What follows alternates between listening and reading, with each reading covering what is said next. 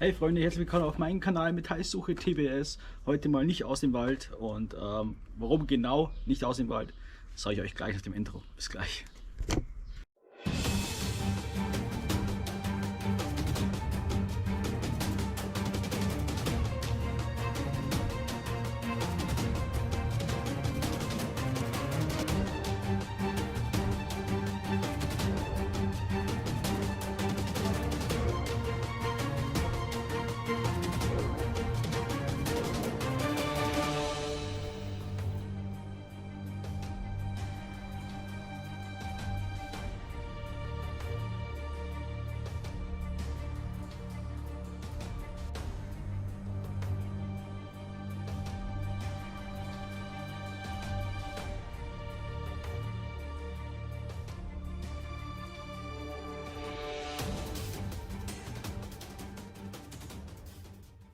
Hey Freunde, willkommen zurück. Nein, mir ist nichts passiert. Nein, ich gehe weiterhin noch sondeln.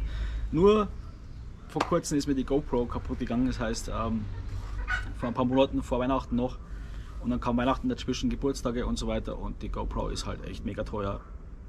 Und ich habe mir jetzt die GoPro 9 geholt. Die hat wesentlich bessere Aufnahmen. Und von der Qualität her super. Und deswegen geht es auch wieder ab Mitte Mai sowas, geht es dann wieder los mit Videos von mir.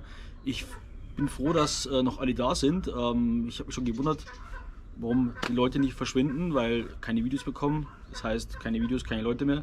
Aber ich freue mich total, dass ihr da geblieben seid und dass ihr weiter gehofft habt, dass noch was kommt von mir. Und bleibt auch weiterhin dabei. Ich würde mich mega freuen über ein Like und vielleicht ein Abo dazu. Ich würde mich damit mega unterstützen.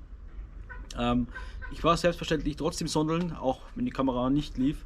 Und die ganzen Funde, was ich jetzt in den letzten Monaten gefunden habe, oder kann man eigentlich sagen Wochen, weil so oft war ich ja nicht, gefunden habe, werden jetzt dann gleich eingeblendet. Okay, super cool.